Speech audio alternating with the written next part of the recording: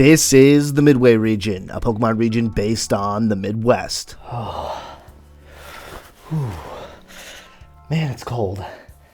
I guess it's fitting, because today we're continuing our journey at looking at each of the Pokemon types. Today's type is the Ice type.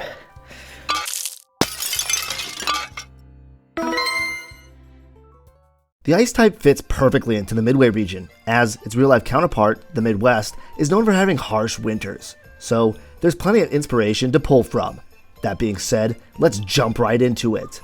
Believe it or not, you can actually find your first Ice type on Route 1. Well, it will become an Ice type anyways. This is Frigid, a pure flying type and the cardinal Pokemon. Frigid are one of the only two bird Pokemon that are known to stay in Midway all year round, the other being Rudex. Frigid love to nest in soft snow and seem to be unbothered by the cold.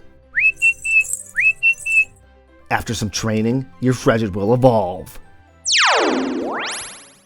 This is Cardarime, a flying and ice type.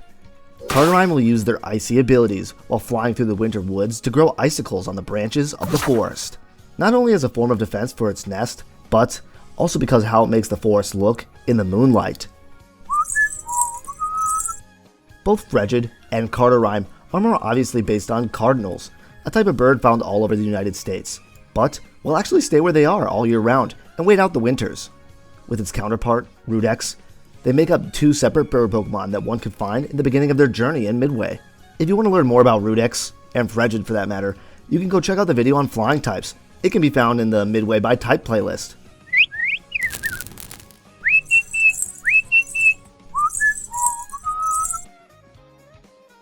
This next Pokemon is a bit of a unique one. In the Midway region, you can find Swinub. Well, not this Swinub anyway. In Midway, you find a more tame version of Swinub. This is Midwayan Swinub, a normal and ice type. This form of Swinub isn't necessarily native to Midway, but is almost exclusively found in Midway nowadays. This form of Swinub isn't really found too often in the wild, and is mostly found as livestock. With that in mind, if you manage to catch one and train it, it will be able to evolve. This is Midwayan Piloswine, a normal and ice type.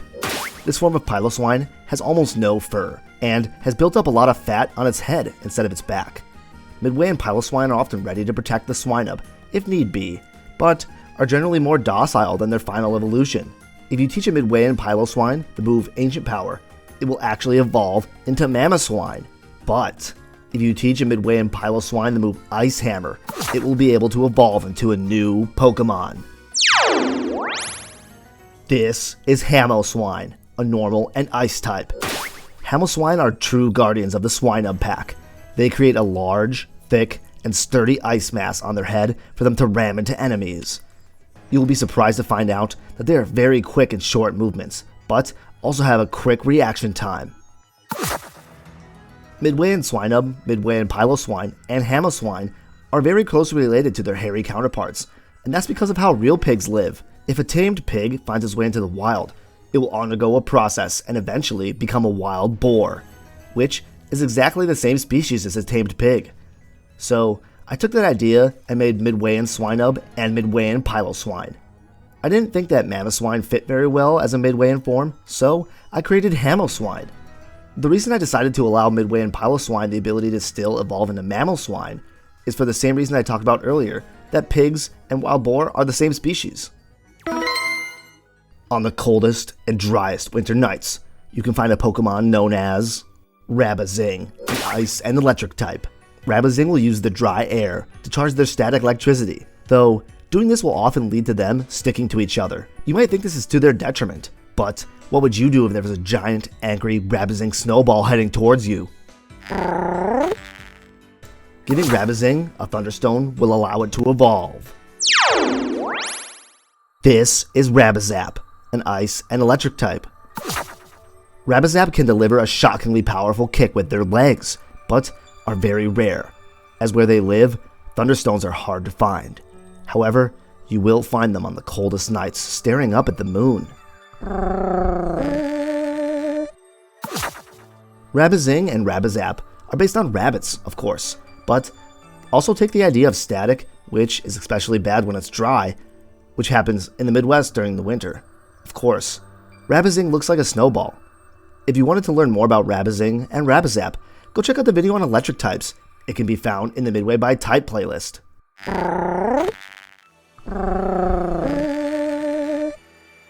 Next up, I have a character I would like to introduce to you.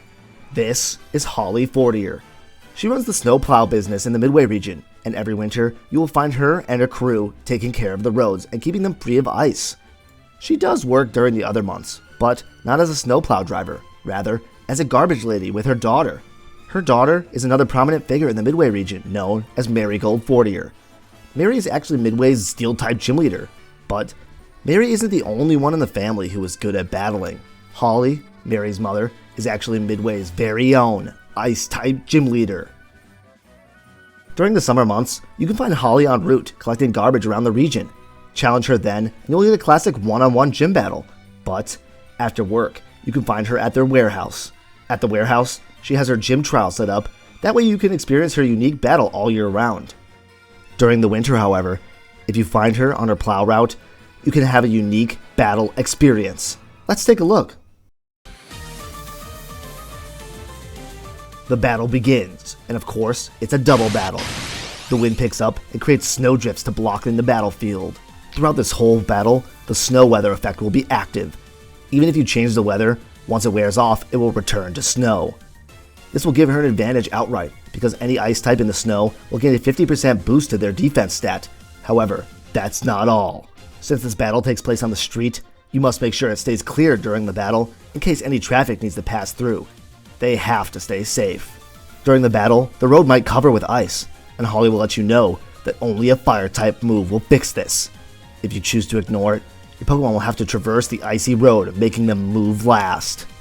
Unless they are ice types, that is. Some other effects may occur, such as a large, tough chunk of snow that needs a fighting type to move it, or a block of ice that needs a steel type to break it. Not removing these effects may cause your Pokemon to miss their attacks, as they now need to navigate the changing battlefield. Now, you might be thinking, this isn't so bad. I get to just use a super effective move to get rid of the effect and hurt Holly's Pokemon. That's the thing.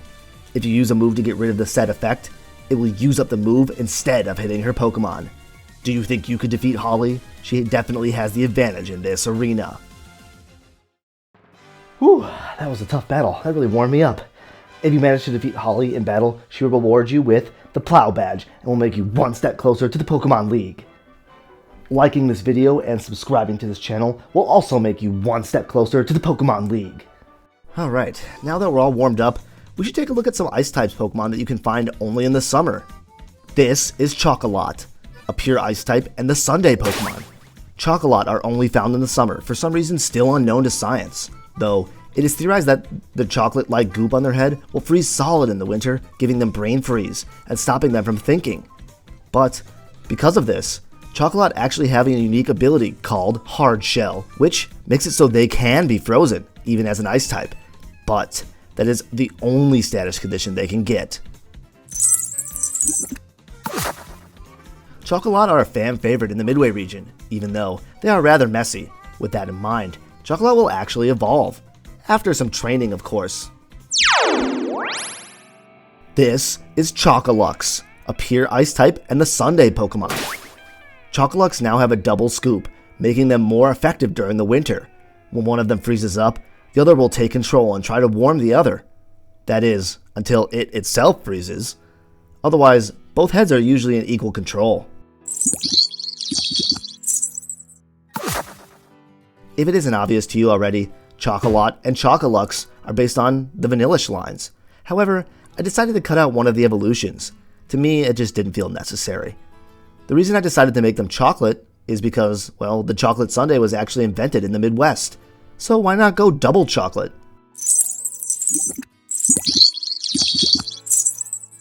In the winter months, you can find a Pokemon sledding through the hills of Midway. This is Glycool, a poison and ice type. These Pokemon use their parts to navigate through the slopes of the Midway region. It is important to mention, despite looking like sweet sherbet ice cream, Glycool are actually a liquid chemical that forms from discarded car parts. It's always cool and has some sort of anti-freezing properties. Glycool is based on, of course, coolant or antifreeze. It is liquid used in vehicles to keep them at a regulated temperature. It comes in all sorts of colors depending on your vehicle, and has a high boiling point so it doesn't boil over in your car. Also has a low freezing point so it doesn't freeze in your radiator, which, as a matter of fact, is what Glycool are riding.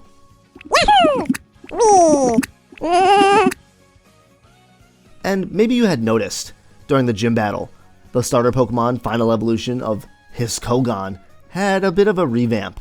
In my most recent video about drawing Mega Pokemon from Midway, which was not canon by the way, I noted that I wanted to redraw Kogan, and, well, here it is, the redrawing of Kogan.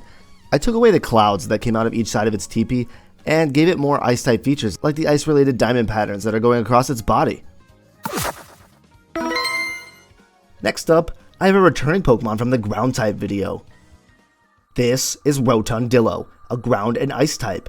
Rotandillo have only recently been found in the Midway region, and for a long time, have only been found far to the south. It seems that Rotandillo have adapted quickly to the Midway by using snow, slush, and snert to build up their defenses. For some reason, they really prefer to use the dirty snow found on the sides of the road. Maybe it helps them strengthen their armor, or feel closer with their ground typing. Yeah. There is one thing about Rotandillo that was not revealed in the ground type video, and that is the fact that Rotandillo is actually capable of adapting to either an urban or rural form. If you bring Rotandillo to Flat Rock Freeway in the rural zone, it will be able to change.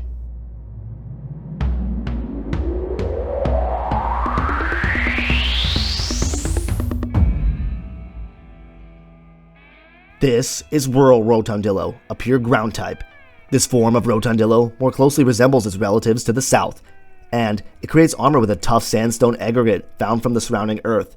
However, the sand isn't quite as compact as the snow. Yeah. If you bring Rotandillo to Gates Village in the urban zone, it will be able to change.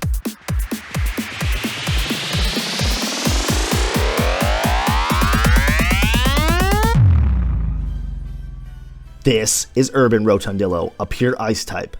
This form of Rotandillo has adapted to the locale that is Gates Village and has become more decorative. It must be because the people of Gates Village only keep things they think of as, well, decorative.